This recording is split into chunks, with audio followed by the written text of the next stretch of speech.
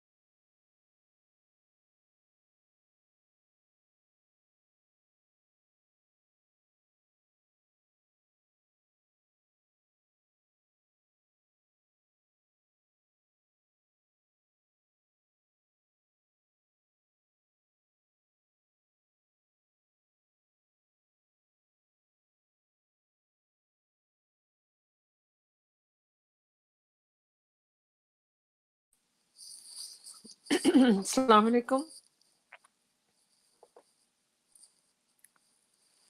God willing,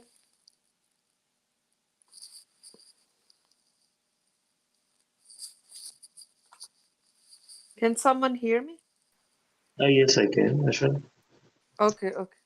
MashaAllah.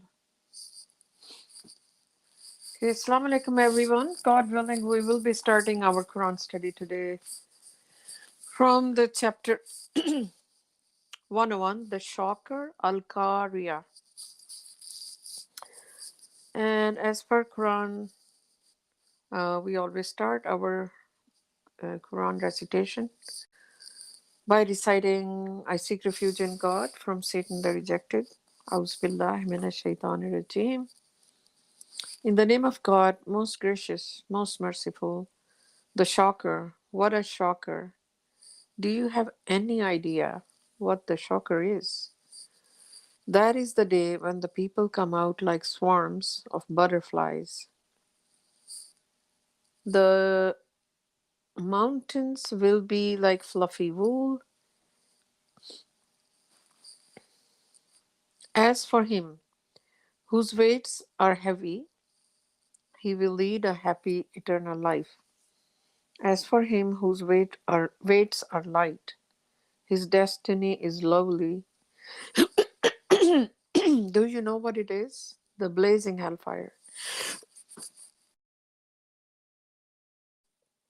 Excuse me for my I have a dry throat right now. So the name of this chapter is Shocker. As you notice that as we move towards the last few surahs of Quran, it's mostly about the end of days or the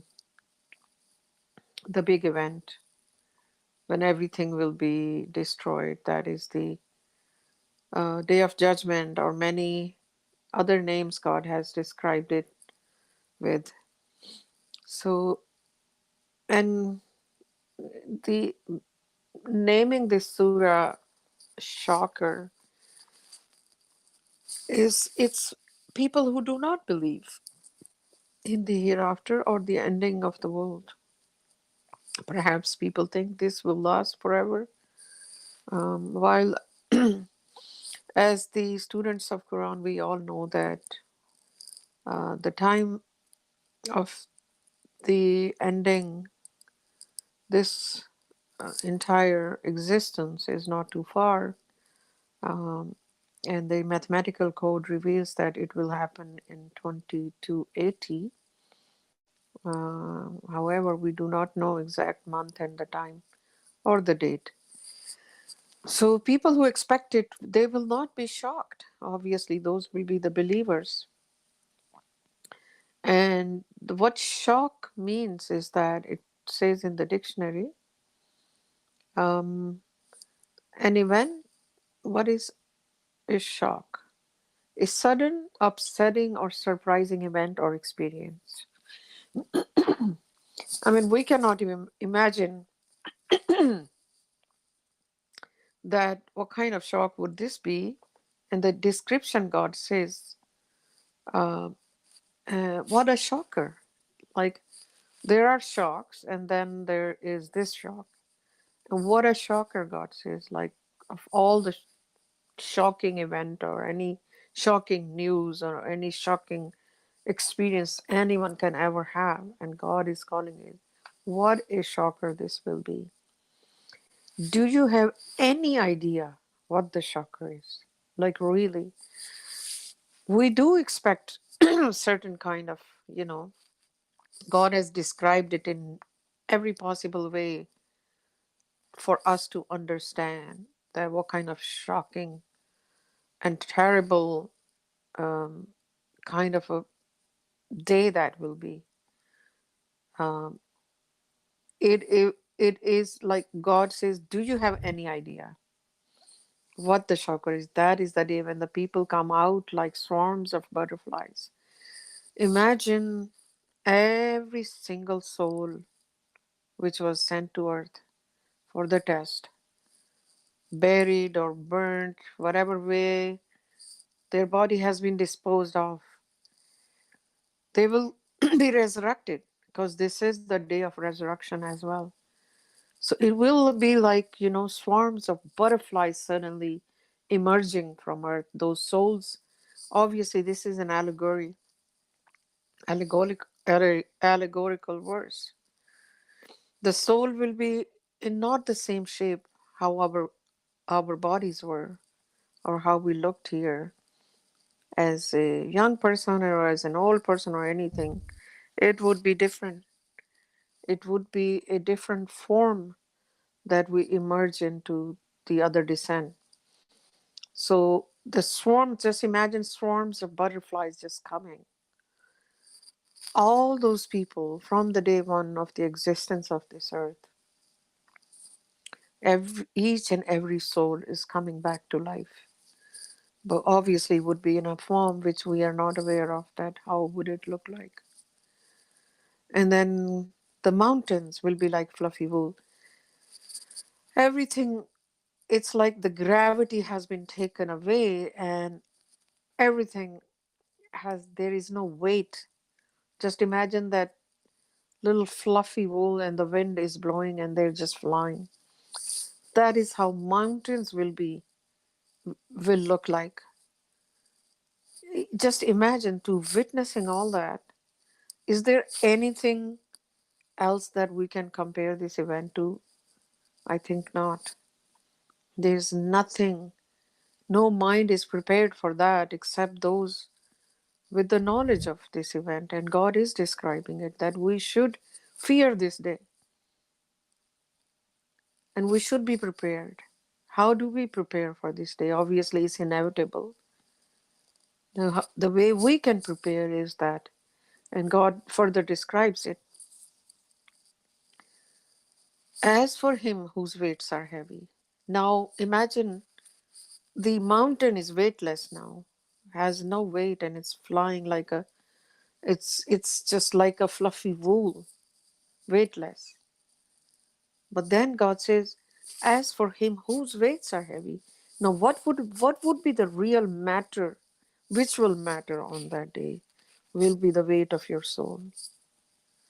The developed and large soul will have weight, will not be affected by this. Those souls will be surviving, you know, and those souls who had no weight, imagine what will happen to them. So the weight, the dimension of the weight, which on that day would not be the material of this earth, will be actually weightless, anything. But the whose weights are heavy, meaning who have earned so much credit that their soul is large.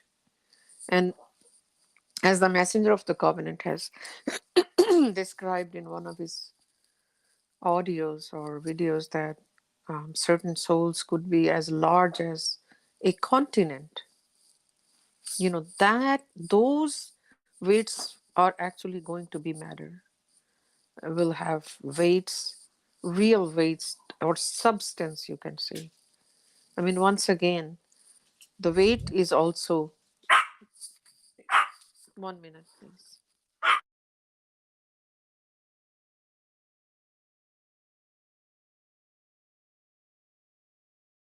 Sorry about the dog. It's very annoying voice. So now, how the importance of that kind of weight or mass is described here. Like, we really need to focus how to gain that of weight, the soul with the weight, or the with the credits. I mean, it's all allegorical, but literally that's what would matter on that day of judgment. That we rather have some substance or growth of soul than having like nothing. God says, and as for him whose weights are heavy, he will lead a happy eternal life. As for him whose weights are light, his destiny is lowly. As you can see, if the mountains could be flying like fluffy wool, who had so much weight, anchors of this planet, literally, the stabilizers, they will not, because they will be expiring and submitting to their Lord and will leave. Those are souls too. But imagine a soul who had absolutely no weight. What will happen to it? So misery is waiting for it. His destiny is lowly, meaning we the hell is not um, in existence yet. It will be the lowest level of all the seven universes. The eighth universe will come into existence, and it's the lowliest of the lowly place, farthest away from God and His light and His energy. So imagine we are so far away from God right now. The closest people are to God are going to be happy, and those that will happen with the weights of your soul, the growth of your soul. The bigger the soul is, the closer it is to God. So there will be degrees of closeness to God. But one who has did not gather any weight by doing the righteous work or developing their souls by observing the contact prayers or giving the charity and doing all the righteous works according to the Quran, will gonna fall down to the lowest level, farthest away from God. And God says, do you know what it is? The lowly destiny is the blazing hellfire. That is what is waiting for those souls. That for eternal life, they're gonna go the farthest away place from God, because they will not be automatically able to handle that energy that is gonna burn them. But what is waiting for them is another kind of heat, which is from hell, not the energy from God, which will make people so happy. It's the closeness to God is the happiest place. The farther away we go physically from God, and the more misery is there. So inshallah, I'll move to the next surah. It's Surah 102, hoarding, or Al Takathur. Takathur. In the name of God, most gracious, most merciful, you remain preoccupied with hoarding until you go to the graves. Indeed, you will find out. Most assuredly, you will find out. If only you could find out for certain, you would envision hell. Then you would see it with the eye of certainty. Then you will be questioned on that day about the blessings. you have enjoyed. Another fact, the surah is called the holding. Holding. Human being is so lost in this world, in this temporary life. And obviously, some people are just surviving, day to day food or whatever. And then a lot of people are preoccupied with how much I can hold. They just want to have so much endless wealth. Like really, there is no limit. I mean, there are certain companies, their net worth is so big that they probably one person can feed countries of hungry people. Every day the money is just coming, pouring. And it's just like, where does that go? Is that one person really need that much? Or should it be used to gain God's blessings and His mercy? You can you can have as much money as you want, but the preoccupation with hoarding, like pile upon piles of gold and silvers and real estate and bank accounts, what this it's gonna be useless on the day of judgment. We just read in that surah, like, what will be the picture on that day? Would all of this will have any weight, or your deeds, your credits, your real everlasting credits, the wealth you accumulate in this world is through your righteous works. And that will be those will be happy, not that this pile upon pile of gold and silver and humongous bank balances will make you happy either here or in the hereafter.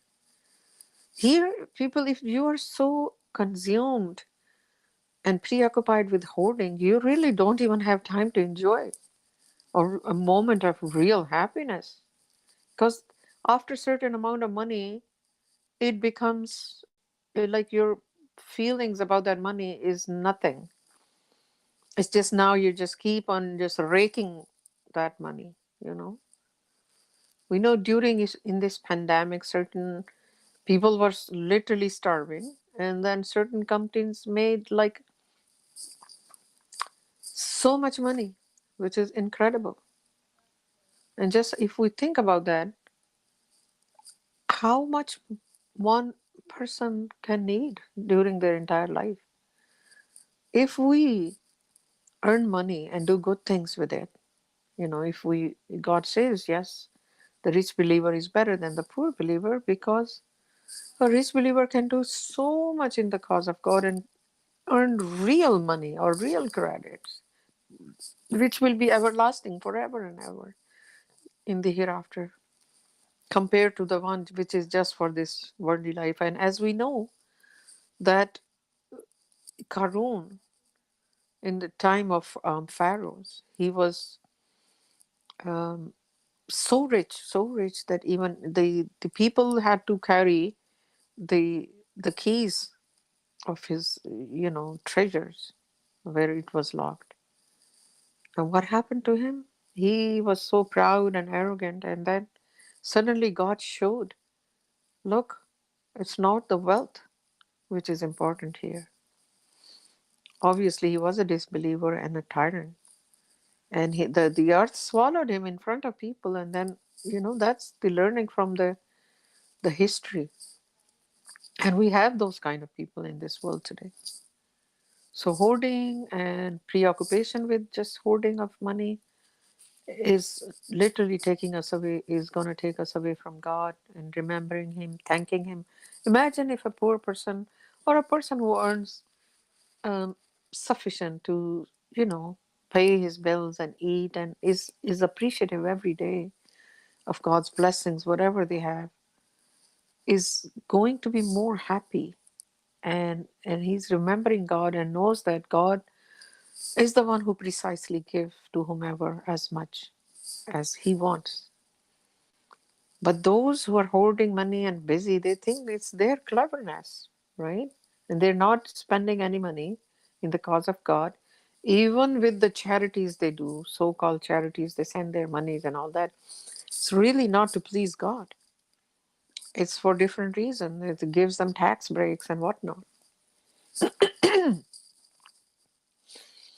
And until you go to the graves, indeed you will find out, most assuredly you will find out. If only you could find out for certain, you would envision hell.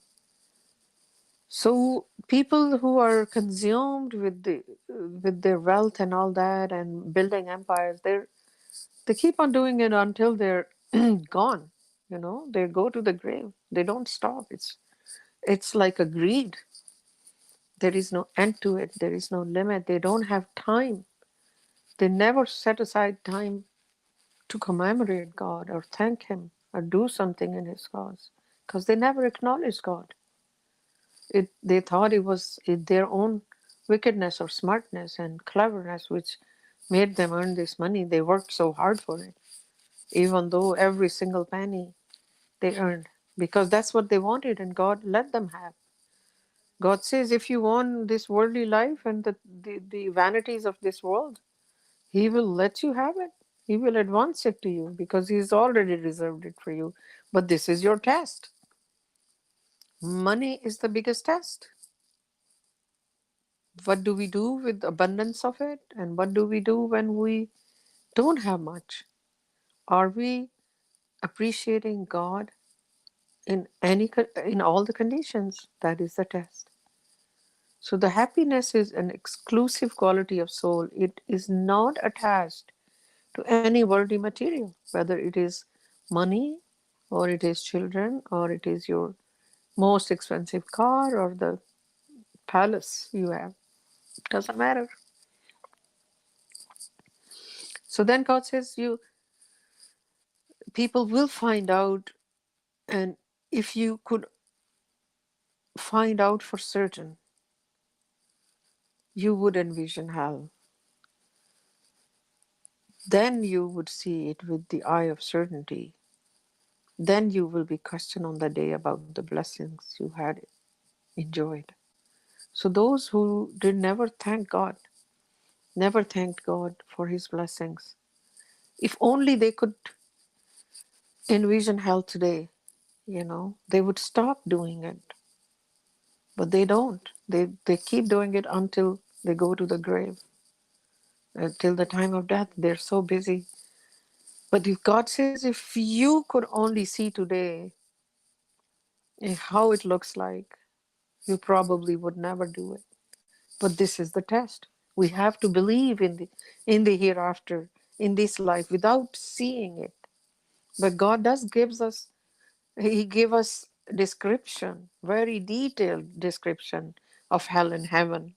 So we must envision it, feel it. What if I'm there forever? That is a very scary thought. So if we could be certain about it, and we must be certain about the hereafter. That is the motivation to do the right thing, to escape hell. No matter what we do, if somebody knows for sure, if you know you're walking this way or you're driving in a certain direction, and somebody tells you, hey, for sure, don't go further than that milestone or whatever, there is a big ditch and your car will fall into it. Many people are telling you, you are going to believe that, right? You will stop before that because you can envision what will happen there. But when God is telling us about all this, why can't we envision that? We must believe in it and be certain about that there is no doubt about this information. That is the eye of certainty. We must attain the certainty now as believers, but for the disbeliever, they will become certain when they actually see it. No matter how many times they are told, they didn't really believe in the hereafter. So that is the most important thing that one of the criteria of the believer is that they must believe in the hereafter and the unseen. Because God is telling us all this information. Why shouldn't we believe that? That is the motivation to do the good work, to redeem our soul so we can be in a better place. And then those people will be questioned on that day about the blessing you had enjoyed. Really, how would people then, when the accountability will be, when they will be questioned, what did you do with all those blessings? God will ask them that He provided them with so much more than others. So much more. We have levels of poverty. Everyone can see that no matter how much, how little we have, we still could see people who have nothing. Nothing. So are we taking care of those? Or we are just busy in hoarding? What will hoarding do to us in the hereafter? Nothing. We will be questioned about all the it's the accountability. You work in a firm, and you have to, if you are an accountant and everything, you have to count every single penny, and we say, like, you have to report it. The same thing. What did you do with your extra money? The excess. God talks about the excess in the Quran. The charity, the excess you have must go to charity. How many people do that? So that's why be careful when we ask for too much money. Are we going to be equitable with that money and spend as much in the cause of God? Or we start hoarding again. Oh, I used to live with this little money. Now I have more. I should start hoarding. Question yourself. What am I going to do with the extra money if I have? So then you ask for that money you're desiring. So I'll do one more surah, inshallah, and then I will end the study. The afternoon, 103. It's a short surah. Surah 103, the afternoon, Al Asr. In the name of God, most gracious, most merciful. By the afternoon, the human being is utterly lost, except those who believe and lead a righteous life and exhort one another to uphold the truth and exhort one another to be steadfast. So this surah is, if you think about the afternoon, is the time of the day when in the morning you have a lot of energy, until the midday. You're spending that energy. You slept at night, you're refreshed. In the morning, you have your breakfast, you go to work, right? And by, 3, 4 o'clock or something, then afternoon starts, that your mind is just kind of is not really there, is not able to focus. We have a little bit, a span of attention after a certain time. The focus is not the same as it was early in the morning, sharp, fresh, not tired.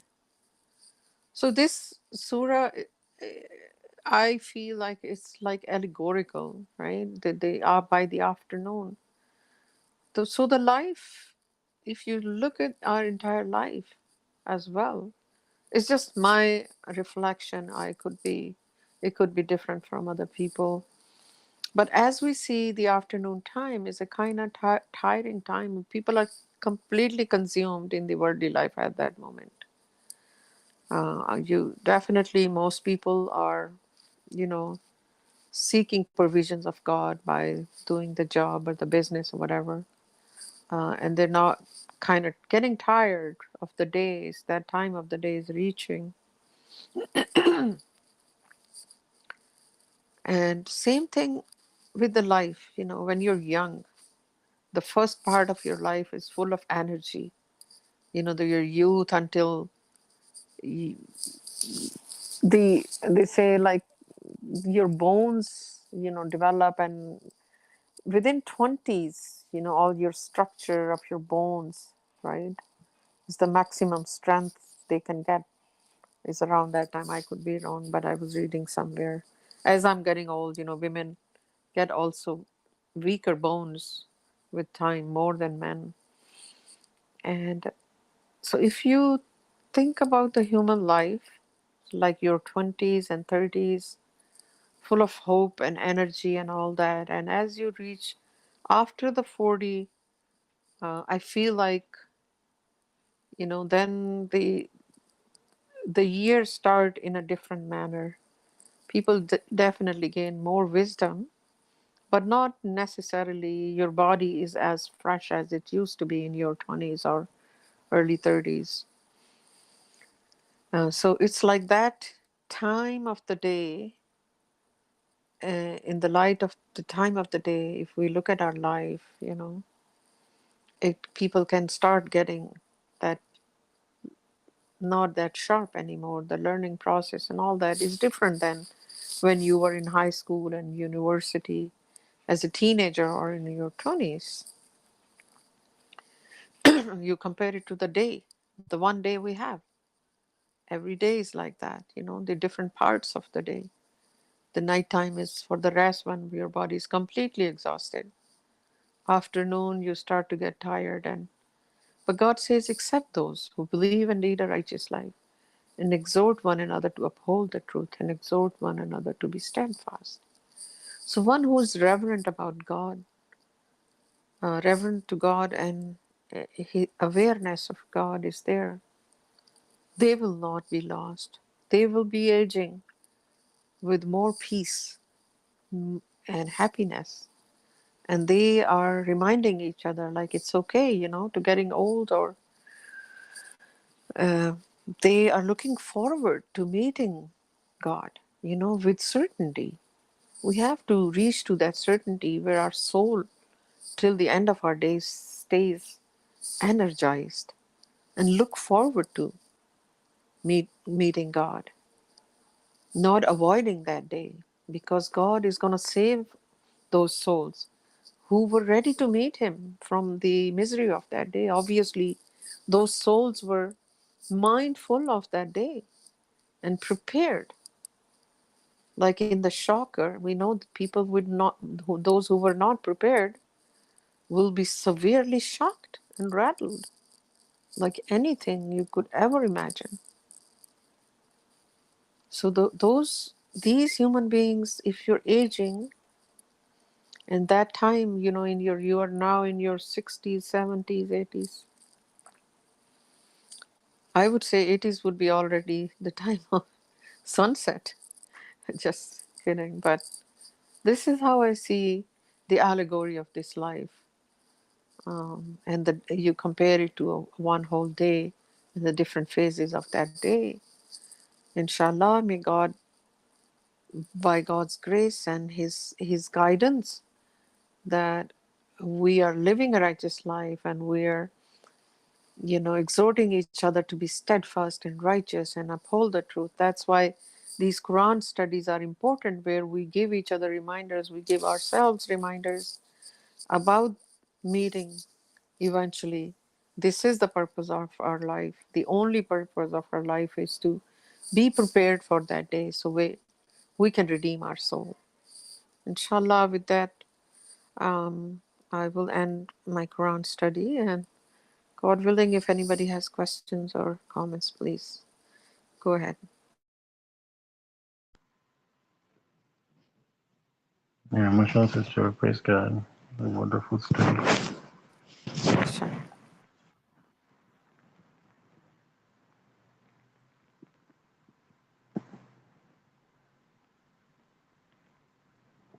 I mean, just imagine the impact of the.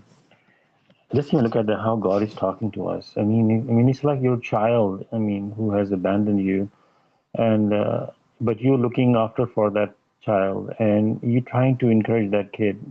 Come on, listen to me. Like you're literally begging that kid that don't hang out with this company or this crowd or these people. Uh, Look at how God is talking to us. I mean, it's like your child. I mean, who has abandoned you. Oh, feedback. But you're looking after for that child, and you're trying to encourage that kid. Come on, listen to me. Like you're literally begging that kid that don't hang out with this company or this crowd or these people. Somebody has a YouTube one? Can you turn that off? Ali? Who has this on?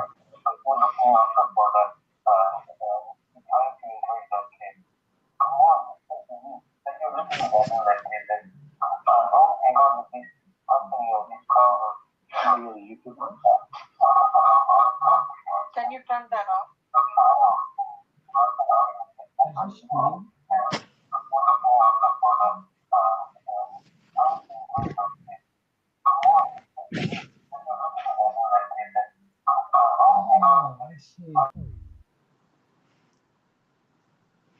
Okay.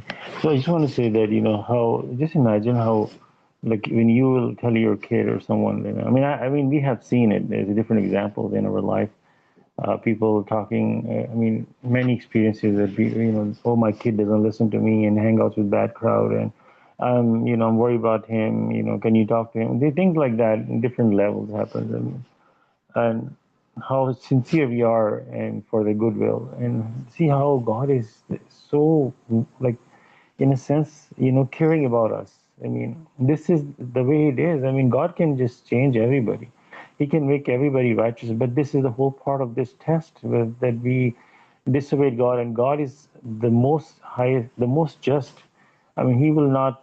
He's the most fair. I mean, if we did wrong, He's gonna be treating us that way. He can. Somebody's arrogant. He's not going to put that person in heaven. I mean, this is how it is. So we have to do our part. People argue that, oh, God is so almighty, powerful. Why can't He just put everybody in heaven? I mean, this is God's system. The angels obey, all the other creatures, they obey, and God treat them that way. I mean, Satan rejected. Look at what happened to him. We disobeyed, and this is going to happen to us. I mean, God is not going to put disbelievers and arrogant people in heaven. This is His system. But at the same time, He's so, like, the wording that God is using is just so much caring for the human soul that, come on. I have provided you with the book and everything. You are like this surah number 103. That, by the afternoon, God is swearing by the time that the human being is utterly lost. I mean, verses after verses, the previous surah, the hoarding, and how God is teaching us that, He's looking for our best. He doesn't want to. I mean, if you look at it, He doesn't want to put us in hell, but we are the one destined. We are like digging this, like the messenger says, that we are digging the gates of the hell, so, like, in a hurry, like just trying to get in the hell, like you see the bug in this light fixture, and there's not even a single hole. Sometimes you see there are bugs inside. How did they get in? We are like those bugs, digging the hell, doors of the hell, just to get in. MashaAllah, thank you. So, like, in a hurry, like just trying to get in the hell, like you see the bug. Oh my God, what is going on today? And there's not even a single hole. Sometimes you see there are bugs inside. How did they get in? We are like those bugs, digging the doors of the hell to get in.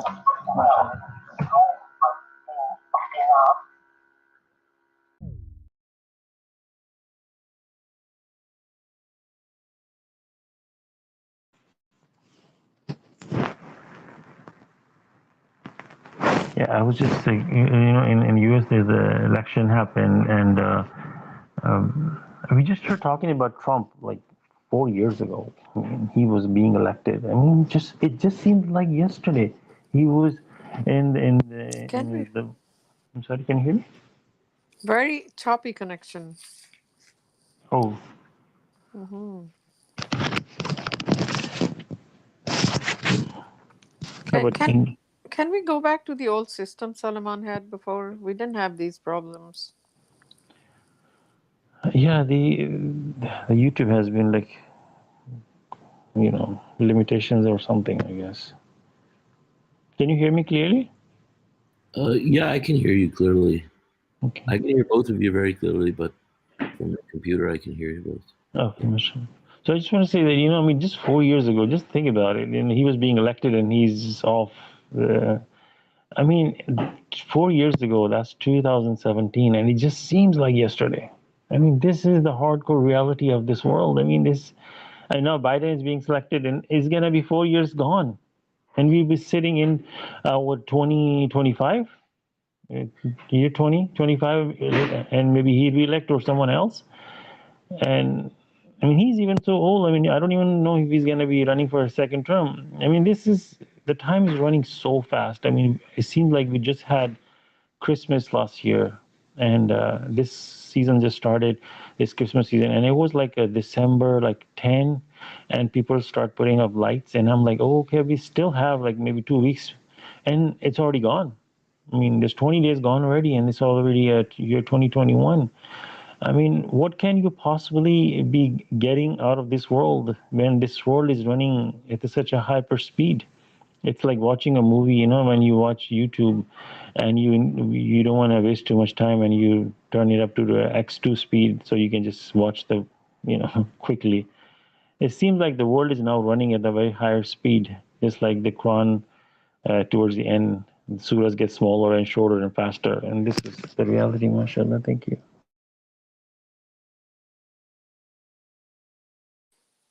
Until January 20, it seems a long time. Just kidding. Yeah, I think for me, the 4 years have been going at a very slow pace. Didn't fly for me. I know. Seriously, this has been the longest, Yeah, in that way you look at it, yes, slowest. it is. See, I feel like election was like years ago. These 20 days are like what? Yeah, we're counting the days here.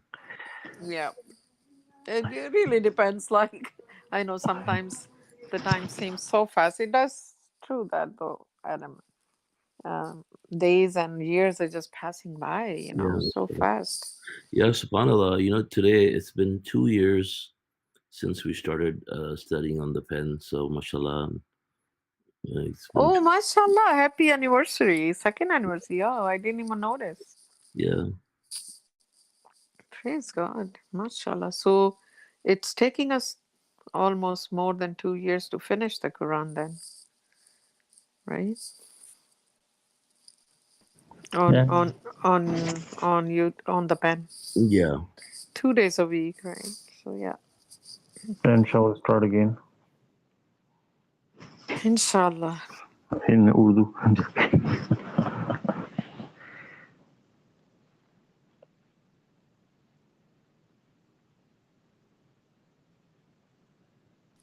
Is Brother Al has joined the pen or he's not been able to? He said he's probably not going to be able to do it. On the pen. Yeah. 2 days a week. Yeah. And shall we start again Inshallah. in Urdu? I'm just kidding. I think somebody's has their microphone on. I think is it L or Ali? His brother Al. No, I don't have anything on. Okay. Just one phone. He said he's probably not going to be able to. Assalamu alaikum. Can you hear me? I'm here. Yeah. Maybe I'm not- I think we're getting some feedback from your side. I don't know. Oh, It's like a bit of a delay. oh, I have to learn how to use this. I'm sorry. I think it's L I think it's me. or Ali. Yes. I don't have anything on. Do this. Yeah, if you have a YouTube running on the side, then you can maybe mute it or something. Yeah, I think he's gone. Yeah. It's okay. Yeah, he might come back.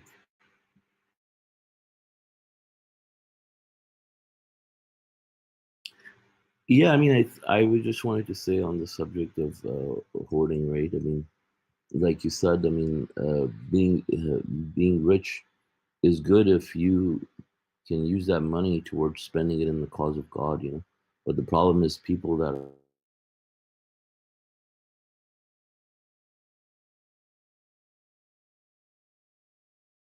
Solomon, I cannot hear you.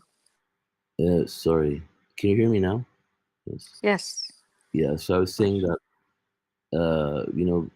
like you said, a rich believer is better than a poor believer in the sense that when you have money, you spend it in the cause of God. I mean, you spend it to promote the message. But the problem is that people, when they get money, they become preoccupied with it. They don't spend it in the cause of God. They don't give it to charity as much, and that becomes a god for them. And they transgress using that money. They become more corrupt, more dishonest, and they forget about God. And I mean, we see, for example, these religious preachers. I mean, I find it kind of entertaining to read about or watch, their stories, like all these false religionists and how they make millions, millions of dollars, just scamming people with religion, and they buy jets and all kinds of stuff. I mean, it's just amazing to see like this type of, hypocrisy, and it's not just obviously connected to the Christian preachers. I mean, you see the same with Muslim preachers and other preachers. I mean, they're businessmen, and they use organized religion to, as a business to, get more people to pay them as much money as possible. And they cheat people and lie to them. So, but obviously, for a true believer in God alone, I mean, they have to remember that. I mean, they have to believe in the hereafter, so they will not obviously be living that kind of life, right? So it's obvious when we see these people that these people don't believe in the hereafter and how they live their lives. I mean, and hypocrites too. I mean, they become, God says in the Quran, I mean, they become very stingy. And I mean, it's a big sign of hypocrisy when you see someone who claims to be a believer in God alone, or or just a believer in God, and then you see they're very stingy. So this is a big sign for us to know that whether somebody's with God or not. But God shows these qualities. I mean, like for example, if you're never put in a position where you have to see the person spending, you will never know if the person's stingy or not. But God says that God describes these qualities of hypocrites, and then God will put you in positions in front of these people where you would see the stinginess, right? So I think that's interesting.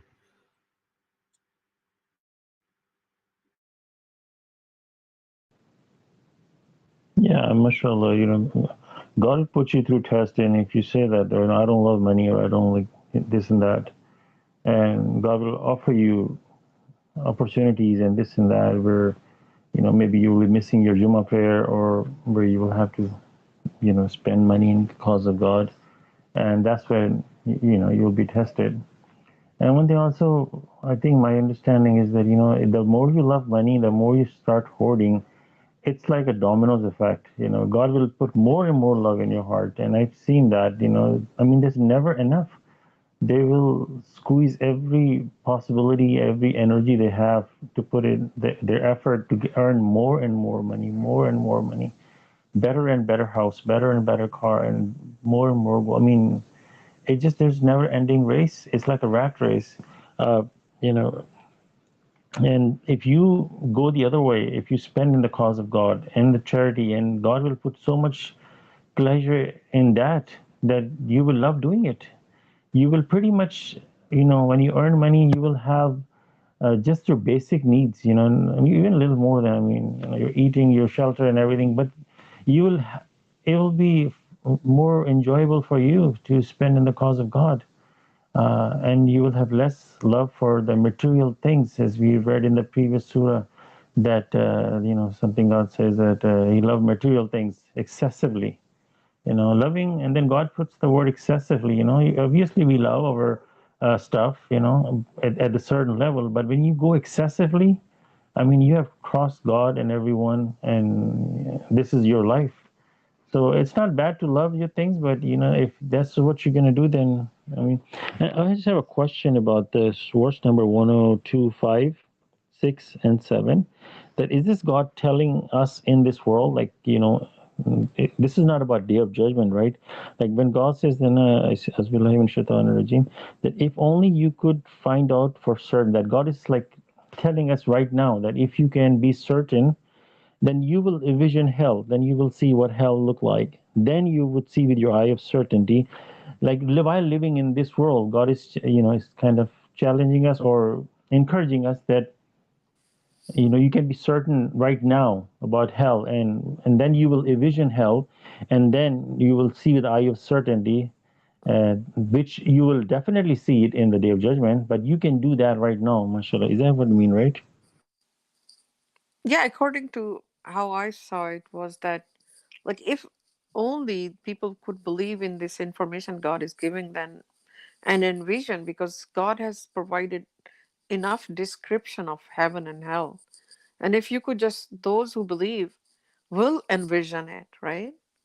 They are afraid of that going to hell. But if the disbelievers could really envision it, they would live a righteous life. Like, but they don't believe it. But Yeah. they will eventually. They will see it, um, and with the eye of certainty, it would be too late then, right? I don't know. I could be wrong. No, that what I feel like. Just wanted to clarify. Yeah, what's the point of envisioning on the day of judgment? It's too late.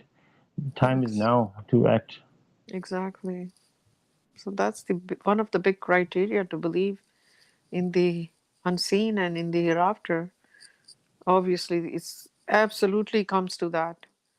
Like people could say, I believe in God, I do this, they're living, doing things, but really are not certain about the hereafter. It's the certainty your mind knows.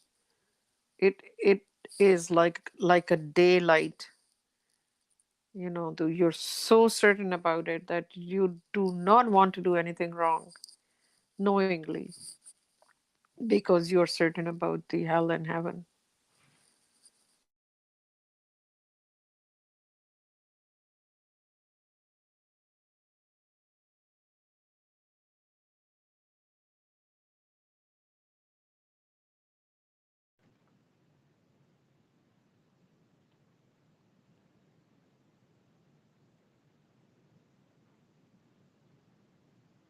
It's like, And I'm sorry. mhm. Go ahead. No, no. No, I'm just saying, eh, God is preparing us. Like, how much more information do we need? Like, if we really believe in God and the Quran, that this is book of God, and God is describing it in so many ways, that what do we have any doubt after that, right? Or we just, or some people are in denial. Okay, this is not going to happen to me. So they don't spend in the cause of God, because if you are certain, you would be opening those, the hoarded money and giving it away while you can, right? Yeah, I mean, and then, this concept people understand, but they don't grasp it. That, like when you start drinking like coffee, the first day you will stay awake, but the more you do something, your body start building tolerance, and the same effect happens with money. The more you hoard, your tolerance against the happiness is just start rising along with the money. I mean, it's a real fact. You would be spending $1,000 to get enjoyment from something which a content person, a believer, a righteous person will only spend $1, and you will get even more happiness from that dollar where you spend $1,000, and you will get less happiness from that. And this is a real fact. And I mean, time after time I see like people have a lot of money and then they are miserable. I mean, you like ask them, you work all that money, work hard for that money. How come you're not happy? And if you're not happy, at least learn from it. At least think about it. What am I doing wrong? I mean, you run a successful business, and when you see something is not working, you reevaluate it and you change things. But what about your own life? I mean, if things are not working, I mean, why not fix it? Mashallah. Thank you. Yeah, I just want to say that the happiness obviously does not come. I mean, it's not. It's not. There's no relationship with money and the proportion of money. I mean, there's no relationship with happiness between happiness and the relative amount of money with what it brings. Like I know there is this theory that the more money you get, the less happy it makes you, or something like that, right? Yep. Yeah, but I mean, from a similar standpoint, like we know happiness is a quality of the soul, and it's directly tied to the growth of your soul. Yep. So the more you grow your soul, the more you're with God, the happier you're going to be. Money actually does not even bring you an ounce of happiness in itself, right? So that's I mean, you might get this temporary effect of satisfaction. You can call it that, but it's not true happiness. Yeah, Yeah. it's joy. God calls it Yeah, the temporary enjoyment. yeah, One thing is enjoyment. You can enjoy a moment, but it might not last an hour later, right? It's not the happiness. Happiness is that feeling which carries you, which is full of contentment and appreciation. Whether there is anything, um, no effect of material things on it. So it's a whole different quality, mashallah. Like people don't understand. That's why all the time people are looking for that next thing to give them that kick of enjoyment. I mean, people can even enjoy a drink, right? An alcoholic beverage, and then next day they will have a headache. But they're enjoying that moment, right? So the temporary joy is not actually the word describes the word happiness. Like God says, money and children are temporary joys of this life. A joyous moment is not a complete happiness. It's temporary, it's passing moments. The happiness is more lasting because the soul has developed so much and now it's happy under all circumstances. And that feeling of like it's completely different than we get, spare, um, scare moments of joy here and there. Like a gift you got, and like 5 minutes, a child will be happy, and then they throw it away and they asking for the next. Uh, so always looking for that kick, which is temporary.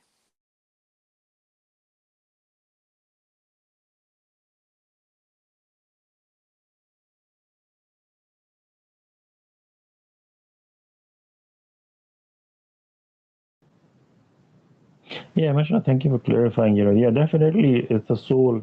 But what I was trying to say that, God can make you happy with the less. You will not have love for material things. You will be happy even in one room, one studio apartment where somebody living in a big house will be miserable. I mean, this is something in that sense, mashallah. I also want to point out that, mashallah, I never thought of that before Surah 101 when you were mentioning, sister, that the how God is comparing with mountains and weights. I mean, I never thought that why mountains are mentioned here. The mountains will be like a fluffy wool because God is talking about the weights of in this world and the hereafter, and the hereafter weights are completely different dimension. It's like Messenger says that there was somebody died and they tried to wait before and after his body, so they try to figure out the soul, how much does that weight, and they did notice like 2 milligrams or something like that, very small amount weight was subtracted after the person died.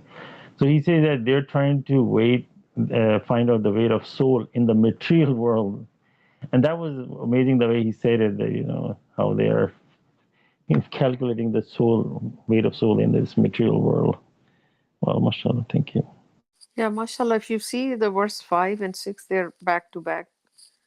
One is talking about the weight of mountains like fluffy wool, and this is how this material or earthly weight will be like completely. weightless, and God talks about the weights. Whose weights are heavy? Mashallah. Me also, like it really, when I was reading, it just, made the connection between the two. I also didn't act in reality, never looked at it this way. Every time you read Quran, mashallah, God gives you a different understanding of certain things. Praise God. That's the beauty of Quran.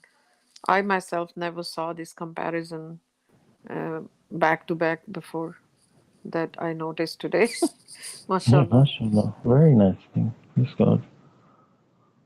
And I also believe, that, correct me if I'm wrong, that the shocker, I mean, shocker is something normally taken for like a bad news, but shocker can be in a positive too. Like, you get such a good news, you become shocked, with excitement. Because, and then on the day of judgment, I believe, I mean, I think maybe that the believers, when they will see that what God has blessed them, and they may become shocked. They did not expect it, all this, and what when they look at the heaven, they probably will get shocked. As same as the disbeliever will be shocked in a negative way, the believers will be shocked in a positive way, and those who are elite of the elite, they will be shocked, finding themselves closer to God. They will be shocked in that matter, probably. MashaAllah, thank you. Yeah, mashallah, for sure. I think shock can be a positive too, like, oh, awestruck, right? Yeah, But it is gonna struck with awesomeness to everyone. Like no matter how much we have, we are prepared, or how much uh, the knowledge of that day, of the description from God in the Quran we have, it will be still very shocking. yeah, Your mind is not really made up. Like, of course, we will recognize this is what God described, right? But yeah, you're right, that some people probably, because we don't know how we are being judged, right? How many credits we have, and then could be a surprising, shockingly good news for people, like, oh, you have made it.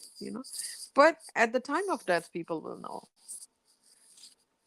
right away, because the disbeliever's soul will be pulled forcibly, while the believer will enter paradise and will not taste death. So, but on that day, everybody will be resurrected unconscious, and then I think the believers would not see the horrors of that day or feel the horrors of that day. Is that correct? I believe this is how it is, right, Salma? Sorry, you were saying? What were you saying? That That the horrors, God will save them from the horrors of that day, the yeah. There's a verse believers. actually like that. right. Oh. So the thing is that the believers will. God says, every one of you must see it, right? So the believers will for one, they're seeing. I mean, where I was listening to this other study, and the master was kind of explaining this also in a different manner, and like he was saying that, he says hell is simply described as, a place that where God is not present. So he said this world is also a halfway house to hell, because God is not physically present here, you know. Yeah, the distance is too Yeah, far. Hmm. yeah, and so when also on the day of, but the hell on the day of judgment will be far worse than the hell that we experience, that the hell that we are experiencing now in that sense. So, but obviously, for the believers, they will see it. When God physical presence comes, I mean, everything, the heavens and the earth will shatter and all of that, right? So they will see all of that. But one, they will be perfectly safe and secure. The horrors will not worry them because they know their destiny and they'll be safe. And God will also rescue them, and they will be in paradise, and so they will not be touched by any of those events. But the study I was listening to, what was the study? It was I think it was a sermon, but I don't remember exactly which one it was now. but it was kind of nice actually. I didn't look at it that way regarding hell, but it was kind of talking about how Satan, these constituents of Satan that are living on earth now, they're also experiencing hell right now. But obviously the hell that they will experience on the day of judgment will be far worse than this hell right now that they're in. But for the believers who are in God's kingdom, they're safe from it because they're under God's kingdom and they're enjoying happiness. This is God's guarantee. And on the day of judgment, when the souls are restored to the bodies, God will rescue these people, and the disbelievers will obviously suffer.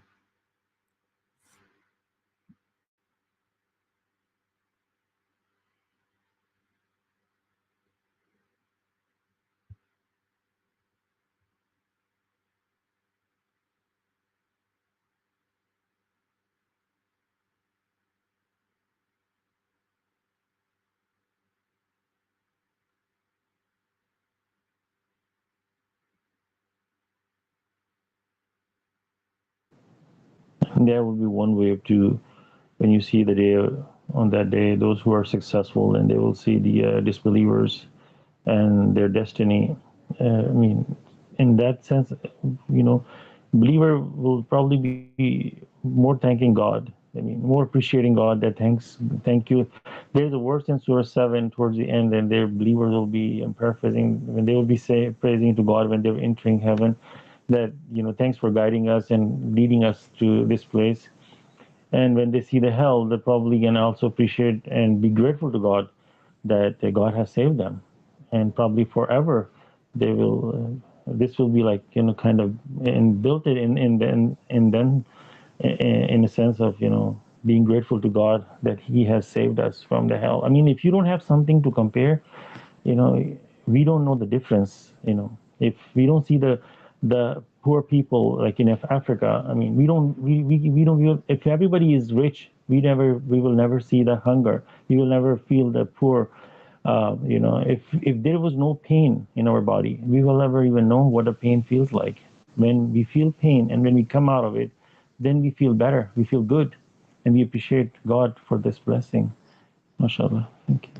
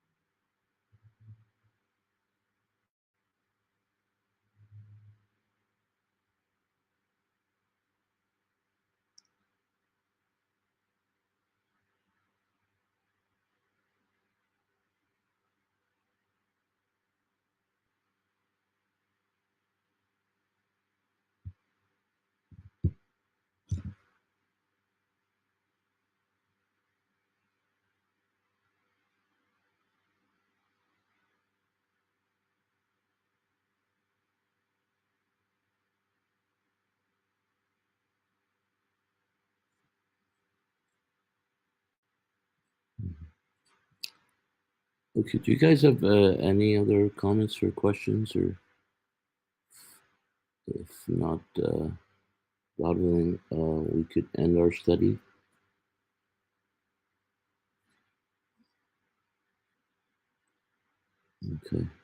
Okay, so thank you all for joining us. God willing, our next study will be on Tuesday at 2 p.m. Pacific time, and God willing, I'll be the teacher. Thank you all. God bless you. Thank you. Assalamu alaikum. Thank you. Now, are you the one leading next one, right?